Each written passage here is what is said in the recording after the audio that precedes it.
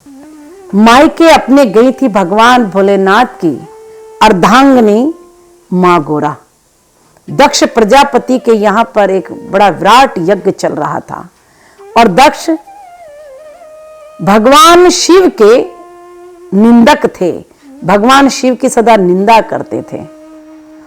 और उस यज्ञ में दक्ष प्रजापति ने अपने सभी जमाताओं को निमंत्रण दिया, लेकिन भगवान भोलेनाथ को निमंत्रण नहीं दिया था। और कैलाश के ऊपर से चंद्रमा के साथ रोहिणी जब जा रही थी तो उन्होंने कहा, बहन कहां जा रही हो? गोरा जी ने देखा, कहां जा रही हो बहन? आपको नहीं पता हमारे पिताश्री ने बड़ा विराट कार्यक्रम रखा है और सभी बहनों को बुलाया है और अपने सभी जमाताओं को बुलाया है। अच्छा चलो चलो तुम भी आ जाओ, ऐसा कहकर के चली गई।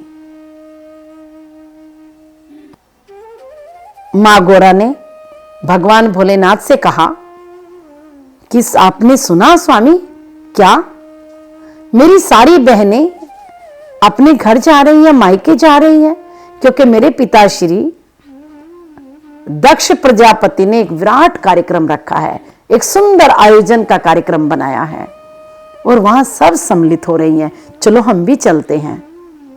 भगवान बोले, शंकर ने कहा, नहीं नहीं सती, नहीं गौरा, ना ना उमा, बिल्कुल नहीं। कभी भी लड़की को तो क्या किसी को भी बिना निमंत्रण के कभी किसी के घर या किसी आयोजन में नहीं जाना चाहिए। अपमान मिलता है, सम्मान नहीं मिलता बिन बुलाए जाने का। गोरा ने कहा, उसमें क्या, निमंत्रण मेरा तो मायका है, मैं वही जन्म लिया, वही पली बड़ी और उसके बाद विवाह होकर आपके साथ आ गई। अपने घर में किस चीज का निमंत्रण? मेरी माँ है, मेरे पिता है, बंधु है, सब हमारे ही तो हैं। उन्होंने कहा, नहीं, तुम्हारे पिता ने तुम्हारा कन्यादान कर दिया है, अब तुम्हारा घर ये हो गया है, कैलाश है, तो तुम्हें अपने मायके बिन बुलाए नहीं जाना चाहिए, अपमानित हो जाओगी। और जब जिसका अपमान हो जाता है तो नजर उठाने के लायक नहीं रहता, उसका शरीर भारी हो जाता है, वो चलने के लायक नहीं रहता है, मन से दुखी हो जाता है और वो ग्लानि से भर जाता है।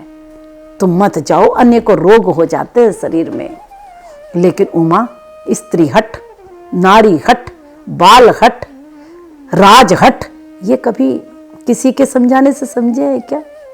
समुद्र की गहराई ना पी जा सकती है, स्त्री के हृदय की गहराई का कोई पता नहीं है। स्त्री जो परमात्मा ने जिसको बड़ी फुर्सत में बनाया है, वो भी उसका पार नहीं पाया है। स्त्री का हृदय बड़ा विशाल है, स्त्री के हृदय को नापने के लिए कोई मीटर नहीं बनाया अभी तक। बार बार मना किया भगवान भोलेनाथ ने, लेकिन पार्वती जी कहती, मुझे तो जाना है। नाराज होने लगी। भगवान की लीला तो भगवान ही जाने। भगवान ने कहा, ठीक है पार्वती, अगर तुम जाना चाहती तो अपने सारे वस्त्र ले लो। देखो ये अंगिया तुम्हारे यहाँ रखी है, ये साड़ी रखी है, ये तुम्हारा आभूषण रखा, सब ले जाओ, वहां पहनना। भगवान ने सोचा कोई चीज छूट जाएगी तो उसे देख करके मैं विरह की अग्नि में जलूंगा। ये तो जा रही है, मान नहीं रही, कभी किसी को बिन बुलाए नहीं जाना चाहिए। भगवान ने नंदी से कहा, तुम जल्दी से तैयार होकर आओ, अपनी माँ के संग जाओ। और अपने गण भेज दिए, माँ को एक छत्र लेकर के माँ के ऊपर सर पे लगा के जा रहे हैं और नंदी पे सवार होकर के, और माँ भगवती निकल गई और बार बार मुड़ मुड़ के देख रही है। और भगवान भोलेनाथ उनको विदा कर रहे हैं जैसे कि अंतिम मिलन हो और हमेशा के लिए विदा होने वाले हो। पार्वती जी बार बार मुड़ मुड़ के देखती है, कहती, स्वामी आप नहीं चल रहे हो, मुझे अच्छा नहीं लग रहा है। भगवान कहते हैं, तुम जाओ। माँ जाती है, ना तो देख करके उनको पिता खुश होते हैं और ना ही देख करके घर के और सदस्य खुश होते हैं। अगर कोई खुश होती है तो वो मैना, वो खुश होती है कौन? दक्ष प्रजापति की पत्नी, मां गोरा की मां हृदय से लगाती है मेरी पुत्री आ गई है। लेकिन दक्ष प्रजापति तो गुस्से में लाल पीले हो जाते हैं, अरे जब हमने तुम्हें निमंत्रण नहीं दिया तो आप कैसे आ गई हैं। थोड़े से लालच के लिए मां गोरा के अपने पिता को खरी खोटी सुनाऊंगी, थोड़े से लोभ के कारण कि अपने पिता को खरी खोटी सुनाऊंगी कि देवों के देव महादेव, जिस यज्ञ में महादेव अपना आसन नहीं लगाते वो यज्ञ कभी सफल नहीं होता। जिस यज्ञ में भगवान शंकर की पूजा नहीं होती वो यज्ञ असफल हो जाता है, कभी वो सिद्धि दाता नहीं रहता है, वो सफल उसमें यज्ञ में विघ्न हो जाता है। हे दक्ष प्रजापति, तुम्हारा नाम तो दक्ष है, लेकिन तुम अदक्ष हो, तुम किसी कार्य में दक्ष नहीं हो। तुमने देवों के देव महादेव को नहीं बुलाया, तुम्हारा ये यज्ञ कैसे सफल होगा। लेकिन महानिंदक भगवान शंकर के महानिंदक किसको बुलाएं।